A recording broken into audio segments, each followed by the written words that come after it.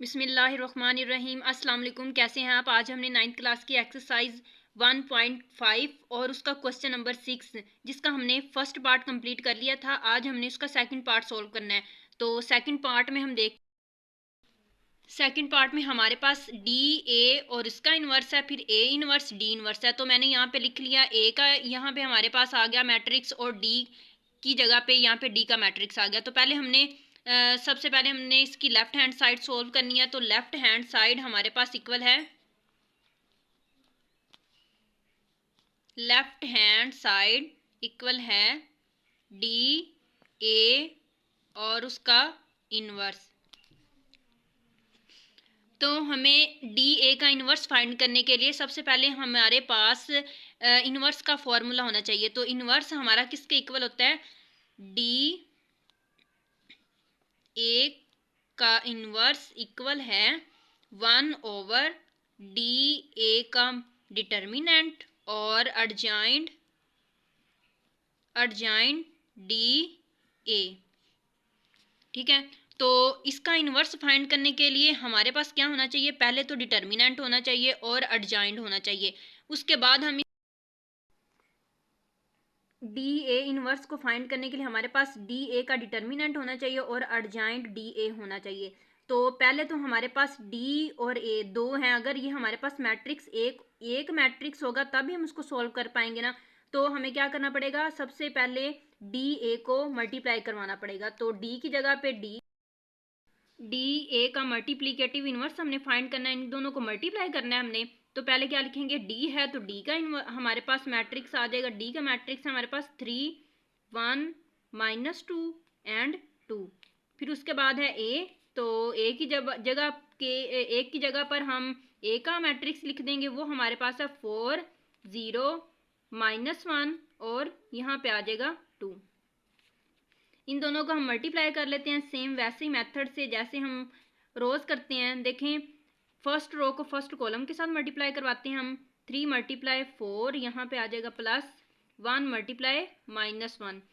First row को second column के साथ हम मल्टीप्लाई करते हैं तो वो हमारे पास है 3 × 0, यहाँ पे प्लस आ जाएगा 1 × 2। अब सेकंड रो को फर्स्ट कॉलम के साथ मल्टीप्लाई करवा लेते हैं तो -2 × 4 यहाँ पे आ जाएगा प्लस। फिर उसके बाद है 2 × -1, यहाँ पे -1 आ जाएगा। उसके बाद है हमने सेकंड कॉलम के साथ मल्टीप्लाई करवाना है तो -2 यहाँ पे हमारे पास है -1। -2 को हमने मल्टीप्लाई किया 0 के साथ तो ये यहाँ पे आ गया 0। फिर उसके बाद 2 को मल्टीप्लाई हमने किया 2 के साथ प्लस 2 × 2।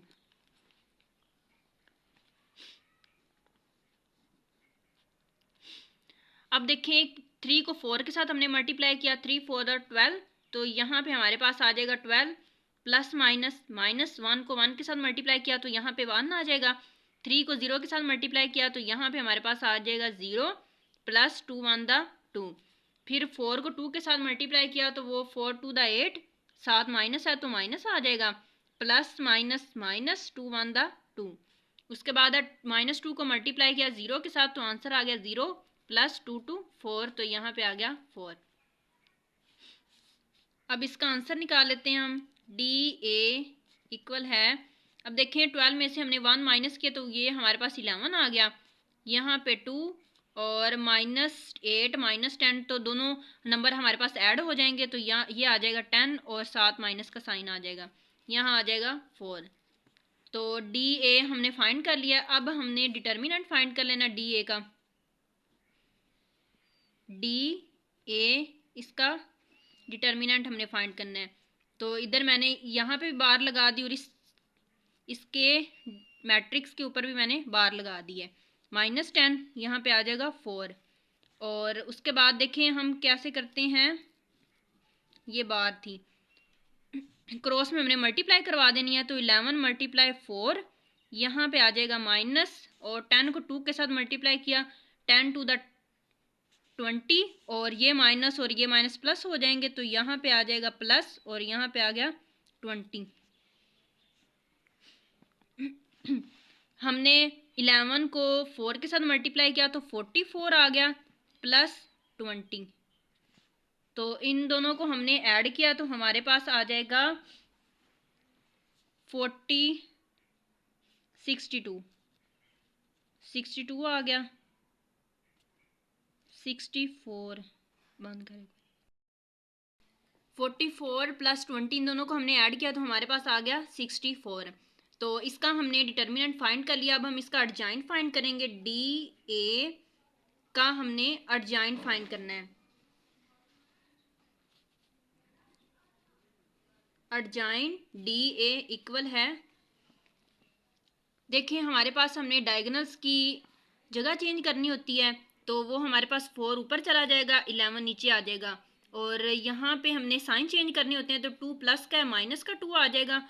और उसके बाद हमारे पास 10 माइनस का है तो वो प्लस का आ जाएगा।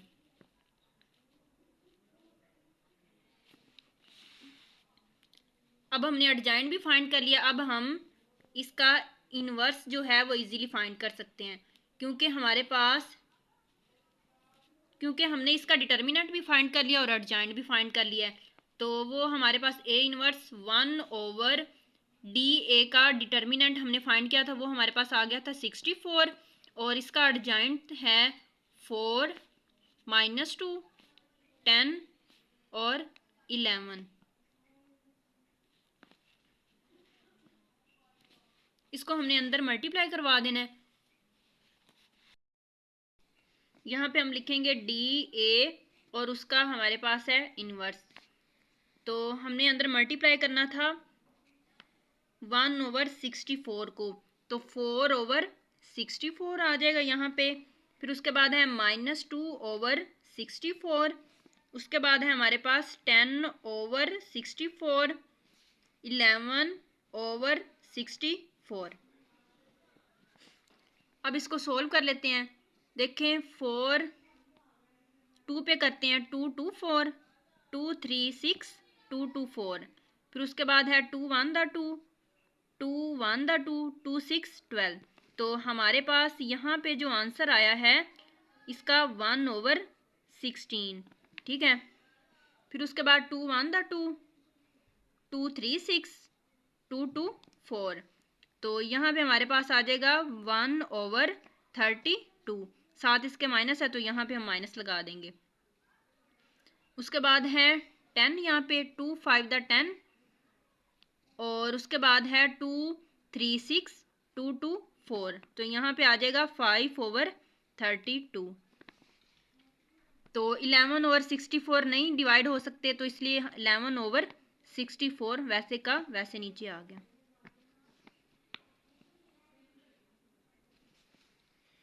अब हमने डी ए का इनवर्स फाइंड कर लिया है। इसके बाद हम इसकी राइट हैंड साइड सॉल्व करते हैं। राइट हैंड साइड इक्वल है हमारे पास ए इनवर्स और डी इनवर्स के। तो पहले हम क्या करेंगे, ए इनवर्स फाइंड कर लेंगे। तो ए इनवर्स फाइंड करने के लिए हमारे पास क्या होना चाहिए, ए का डिटर्मिनेंट भी होना चाहिए और ए का एडजॉइंट भी होना चाहिए।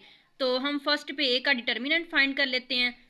हमारे पास ए का जो मैट्रिक्स था वो हमारे पास है 4 0 -1 और 2।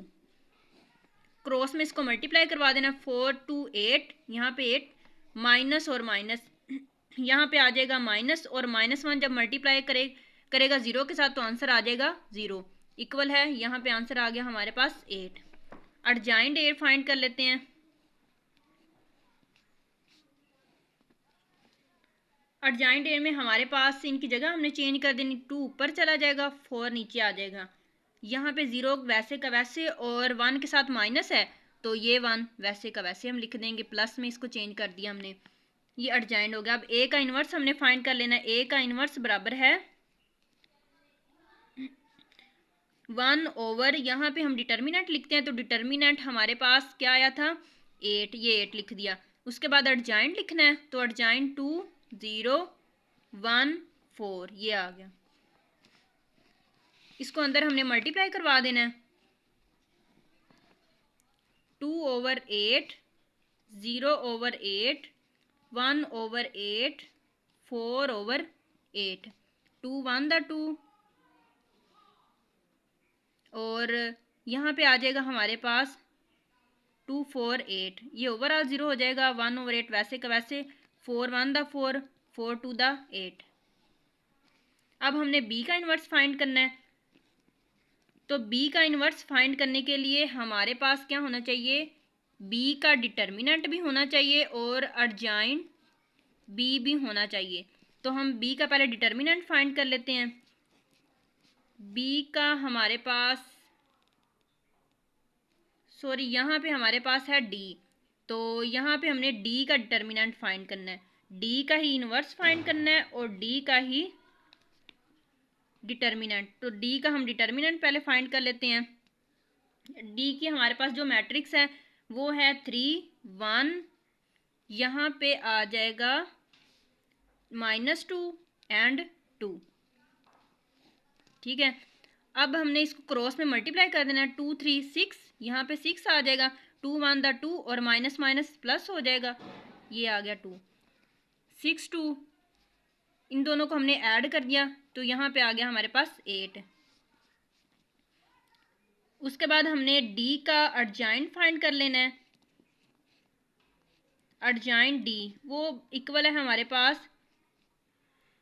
पास d की जो वैल्यू है वो है यहाँ पे 2 ऊपर चला जाएगा, 3 नीचे आ जाएगा।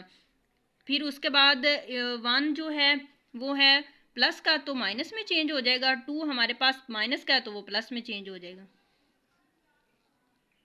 अब इसका इन्वर्स हमने d का फाइंड कर लेना। d का इन्वर्स इक्वल है 1/, यहाँ पे हमारे पास आएगा डिटर्मिनेंट, तो डिटर्मिनेंट हमने जो फाइंड किया था वो आएगा 8, और उसके बाद है यहाँ पे इसका एडजॉइंट आ जाएगा, एडजॉइंट 2 -1 2 और 3।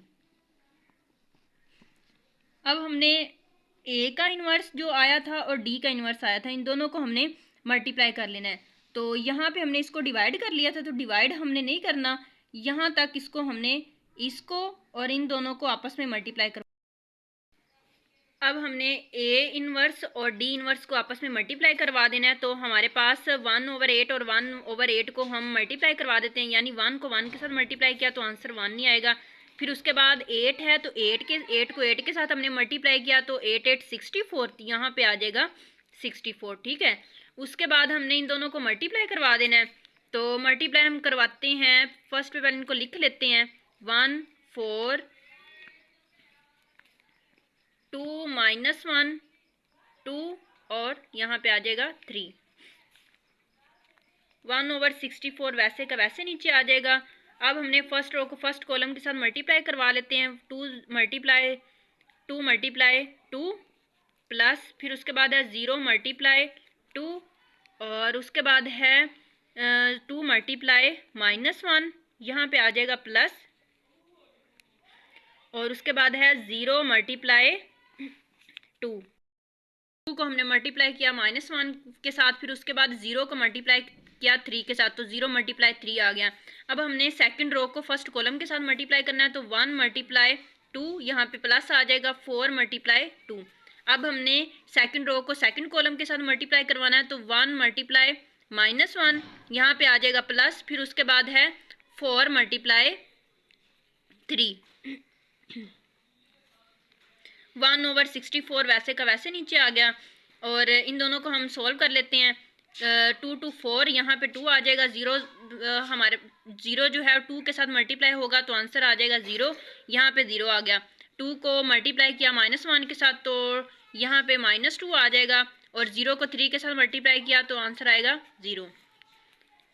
2 को मल्टीप्लाई किया 1 के साथ तो 2 प्लस 2 4, 2 को 4 के साथ मल्टीप्लाई किया तो 2 4 8, यहाँ पे 8 आ गया। 1 को हमने 1 -1 के साथ मल्टीप्लाई किया तो यहाँ पे आ जाएगा -1 प्लस 4 3 12, तो यहाँ पे आ जाएगा 12। 1/64 वैसे का वैसे नीचे, 4 को हमने 0 के साथ ऐड किया तो 4, यहाँ पे आ जाएगा -2, यहाँ पे 10, और 12 में से हमने माइनस किए तो यहाँ पे हमारे पास आ जाएगा 11। अब हमने 64 को अंदर डिवाइड कर देना है। तो 4/64 माइनस 2/64 और 10/64, फिर उसके बाद है 11/64।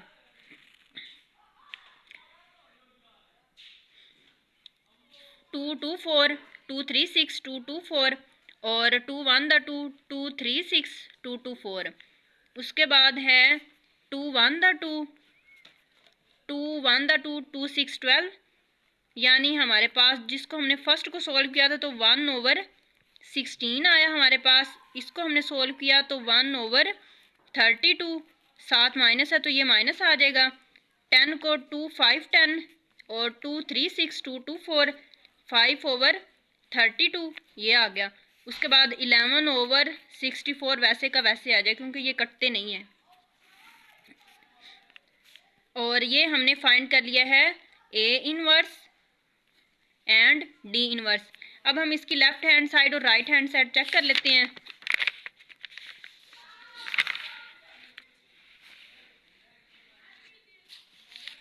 तो हमारा आंसर आया था 1/16 और 1/16 माइनस 1/32, ठीक है। और उसके बाद हमारा आंसर था 5/32, 5/32 11/64। तो हमारी लेफ्ट हैंड साइड इक्वल है राइट हैंड साइड के। इसी तरह आई होप आप लोग को क्वेश्चन की समझ आ गई होगी। इसी तरह हमारी 1.5 एक्सरसाइज कंप्लीट हो चुकी है। तो अगर आप लोग को समझ आ गई है तो मुझे कमेंट में ज़रूर बताएं और दूसरे लोगों से भी शेयर करें। Please subscribe to my channel. Thank you so much. अल्लाह हाफिज़।